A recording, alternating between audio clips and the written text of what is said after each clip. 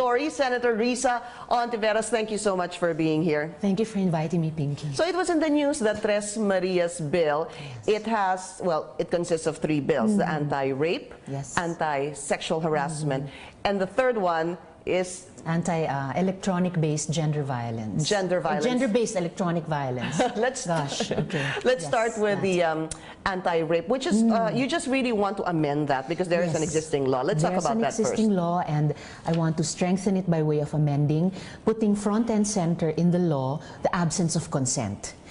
Even if a rape survivor cannot prove, quote-unquote, prove that we resisted or that we bear physical injuries on our body to prove this resistance, just the absence of consent becomes an essential element of the crime of rape. There would be, Pinky, exacerbating circumstances like kung gumamit pa ng video to record the crime, if the person who committed the crime was in a position of moral or political authority over the victim, at saka i-extinguish yung forgiveness clause. There is this terrible clause that if pakakasalan nung nanggahasa, yung ginahasa niya, that the crime is extinguished. Unacceptable. And so these are the amendments that I hope my bill will introduce. I want to talk about that first explanation you had, that without consent. Absence of consent, that becomes what? Your word against his word? Or her word against his word, basically? In a way, it's like that. But the public or the investigator, whoever is relating with the victim, has to remember how difficult it is, especially in a still patriarchal, still sexist and even misogynistic society like the Philippines, for a woman victim, survivor, to come forward and say, I was raped. The multiple violence she has to go through, even after surviving the crime, just to tell her story, and then if she brings it to court to quote-unquote prove the crime. So that her word of the violation and of the survival has to be given great weight. And if she says, you know, there was a signal case years before, Pinky, that of oh my goodness, I'm senior momenting. It happened in Davao. Karen Vertido. Okay. She came forward after the physical wounds on her body had slightly healed. She couldn't, quote unquote, prove that she had physically resisted her rapist, but she insisted until the end of her case, I refused. I did not agree. And now, in a way, in her honor, in memory of her valiant struggle, we will also try to put absence of consent front and center in the crime of rape. What happens then, Senator, if a woman, for example, uses this as a way to get back to a man? Gamitin niya yun, kunwari hindi naman siya talaga ni-rape, pero gagamitin niya yun because the law supports her, for example. Well, as in any crime that the victim must be given due process and the accused is also given due process, then they are both, even the survivors, subjected to the investigative process of the judicial arm of our government. And well, forgive the truth question. Of her accusation must stand up. Is it prone to abuse? I guess that's my question. I suppose that any crime or any accusation could be abused in human realities, but, and this is one of the principles of the Tres Marias bills in general, that gender-based violence, whether rape or sexual harassment or electronic violence, presumes that there is an inherent discrimination against women, na hindi pa pantay yung pagtingin sa dangal natin at karapatan. So the law must give an equal platform to all persons, whatever our sex, whatever our sexual orientation and gender identity, to seek justice. And the judicial branch of our government is there to ensure that even those accused of these gender-based crimes are presumed innocent until proven guilty. but giving also a fighting chance to the victim survivor. And can we clarify that, Senator? When we talk about women, is that all encompassing? Yes, it's all encompassing, meaning you need to include also LGBT. LGBTQ. Yes, LGBTQ also include women, lesbians, bisexual women, transgender women, queer women, and of course, as in the current anti-rape law, the law also contemplates that men also, though in a much smaller minority, become victims as of well. rape. Yeah. And so in those cases, then also their absence of consent would be front and center in the investigation and conviction of the crime. The second bill in the Tres Marias is the anti-sexual harassment bill. Again, we have this bill and you want to amend it. I want to amend the anti-sexual harassment bill, Pinky, to include the idea that sexual harassment can also happen between peers. Sa ngayon kasi, ang sexual harassment mapapatunayan kung the harasser is in a position of authority. Like a boss. Like a boss, like a teacher, like a trainer. Pero dito sa amendment, sana buksan din ng batas yung daan to see that sexual harassment can and does happen between peers, people of equal status, whether in society, in a school setting, in a company, anywhere else. And in fact, pwede rin siyang mangyari even at the hands of someone supposedly a subordinate towards someone, usually a woman, na quote-unquote superior. So wala sa na. kanya. There's no such thing. What you want to really say is that there's no such thing as boss siya, employer ka, pantay-pantay when it comes to anti-sexual harassment. Yes, maaring mas mataas yung harassed sa posisyon niya, but yung inequality and yung vulnerability to sexual harassment ay dahil yung isa ay babae, yung harassed, at yung harasser ay lalaki in the majority of cases of sexual harassment. I think we failed to mention that in the anti-rape bill, you also want to increase raise the age of statutory rape. We forgot to mention that. Yes. Okay. And contrary to what some people may be concerned about, hindi ito bagong-bagong feature ng anumang batas.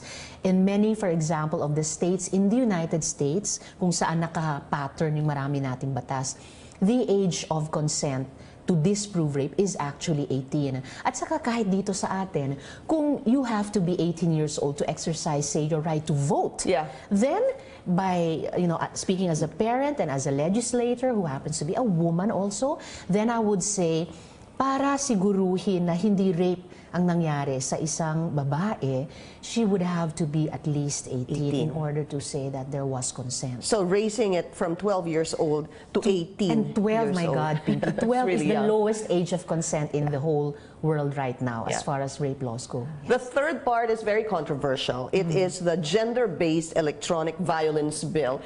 Siguro kung tatagalugin natin, Senator, sabihin natin, pag hinaharas ka online. Oo, pag Yun ba hinaharas yun? ka online, yun. At pag hinaharas ka online dahil babae ka at gamit yung pagkababae mo, o dahil LGBTQ ka at gamit yung diskriminasyon laban sa LGBTQ. So kapag nagsalita sila ng masama, pangit, nakaka-insulto, that is part of this bill, the gender-based electronic violence bill. That could already be part of that. And this is controversial, not so much that we are raising a complaint about it and trying to put a name to it, pero dahil lalo na nitong nakaraang mga buwan, dumami at tumindi yung ganitong klaseng mga offenses laban sa mga babae at LGBTQ. Just to give very concrete examples, even Vice President Lenny was subject to this pregnancy rumor. We all know the terrible bashing that Senator Laila has been receiving. Students of my alma mater, Saints Co, have been sexually harassed online for mobilizing on the issue of former President Marcos at the Libingan. The young woman who helped me and Dr. Guy Estrada Claudio file the Tres Marias bills, Nicole De Castro, was sexually harassed, threatened with gang banging and death because she appeared at the Libingan. I've been called various things: Hontiveroz, prostitute politician, and threatened with various things. So this atmosphere has really gotten uglier. And ginagamit pa yung social media, isang napaka-precious democratic space natin, para patayin yung civility at atakihin ang mga babae at mga LGBTQ din. Talking about the gender-based violence bill. Okay. In other words, we can call it, for the sake of this discussion, online harassment. Yes. Senator, you had Nicole De Castro with Yes. you. And just to give the viewers a background on this, she was with you because she was there during the protest against the Marcos burial. She went to Libingan itself. And then she got a lot of, well, Wow, right really then and harassing. there, naharas na siya. There were some other people there who were on the other side of the issue. Tapos, kinonfront sila. She said she was among 6 or 7 other young people who went straight there when they learned that the former president was being flown for the noon burial. May mga sumalubong sa kanila na talagang hinarangan sila, sinisigawan. I think this was also caught on video. And That's one her. older man, Yeah. that's her, the young woman on the right side in black. Tinaasan siya ng kamao, as if to strike her. Mabuti na lang daw, hinatak siya ng isang kasama natin, niya, to get her out of harm's way. But the harm continued after. What was online. the Facebook post, right? Wow, there were insults about her. There were actual threats of gang banging her. I mean, wow, you threaten a woman with rape or with gang rape online. She was issued death threats online. And really, a real bashing. So that's going to fall under that gender-based violence bill. Definitely fall against under gender-based electoral What about the House hearing? What happened during the House hearing? Another form of bashing. And here we see, Pinky, how our online behavior can translate into our offline behavior. Yung lingwahe kasi natin that we write online, that we speak, it really shapes our consciousness. It shapes our reality, the way we act in real life. And yung House hearing kay Ronnie Dayan, na ginawang House hearing laban kay Senator Laila, at akala nating lahat hearing sa resolution tungkol sa proliferation of drugs in Bilibid.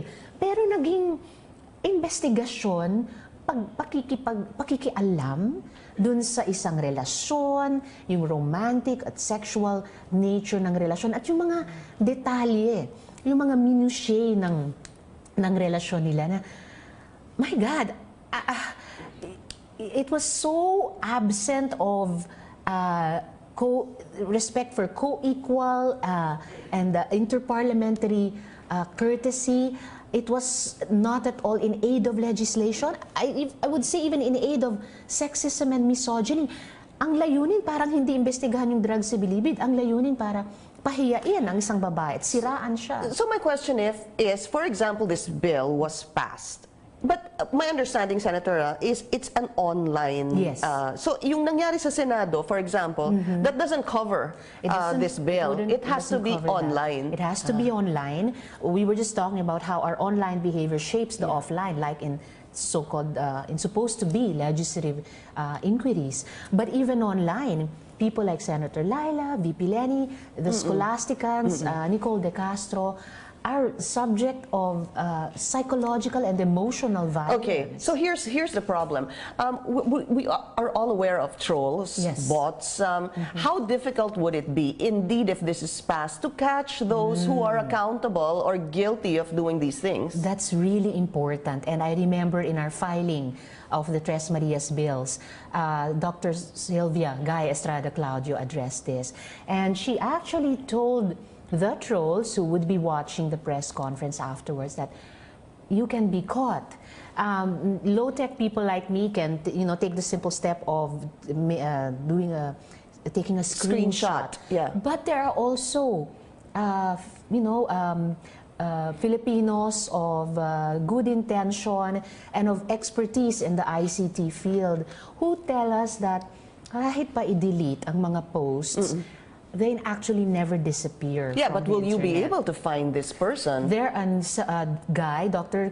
Estrada Claudio said she's actually doing a big research with the help of ICT experts here and abroad to track down these trolls and troll centers.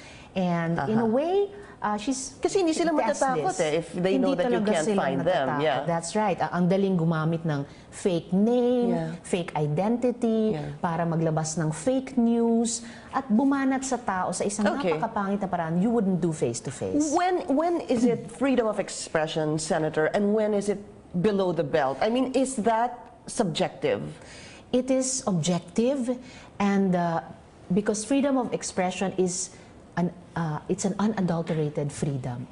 But when we use our freedom to abuse another's freedom, to abuse another's liberty of person and of dignity as a human being, then it crosses over into abuse. When we are incapable of self-regulating, then there must be some way for the community, the online community, the legal community, yung community natin sa lipunan, to say, okay, somebody's rights are being violated already by your abuse of your freedom, so dapat panagutan mo ito. And that's where our laws could come in. And in a way, people who have been harassed will say you don't really know what it's like to be harassed until you are actually harassed. That's right. Kasi the trauma that people undergo after being harassed is something we can't really explain. Grabe, even Nicole said that at first she was so affected. It's crushing, no? This kind of bullying, this kind of bashing. And in the press con, she thanked her family, her friends, even total strangers on the streets and also online for what she said was the love and support. Siguro pati sa mga batas natin, we need to express and embody this kind of love and support for women and LGBTQ who suffer these forms of violence. What kind of support are you getting from the Senate? I'm very glad that so far on various cases of these kinds of abuse, I've heard my sister senator, Senator Grace, Senator Nancy speak up in an earlier resolution against the alleged sex video of Senator Laila. All of us women senators came together before all the men as well in support of the resolution. Some other male senators wrote an open letter to Speaker Alvarez after some of his representatives persisted in speaking about the details of the so-called sex video. I hope the Speaker will now also rein in his representatives who seem incapable of exercising respect for co-equal and interparliamentary courtesy. But it doesn't seem like they were regretting what happened last Thursday during the hearing. Wow, if they cannot regret that, if women senators or all senators speaking, my Senate President speaking, cannot make them regret, isipin lang nila how would, well, aside from how would they feel if their women family members suffered these forms of violence, isipin na lang nila yung reaction ng maraming kababaihang nakapanood. All the mothers, sisters, wives, daughters who saw the way they conducted their hearing against Senator Laila. Senator, just one really quick question. I need to get your reaction on this. The House wants to issue her a show cause order, and even Congressman Harry Roque wants her to resign. Senator Laila de Lima, just a quick reaction from you, please. I stand with Senate President Coco Pimentel. Mas maiging tapusin muna ng House at Senate yung aming mga investigasyon, findings and recommendations bago mag-demand ang House sa Senado ng anumang ganyan. Senator Risa Hontiveroz, good to have you. Good to see you again. Thank you very and I'm much sure we'll see you again in the coming months.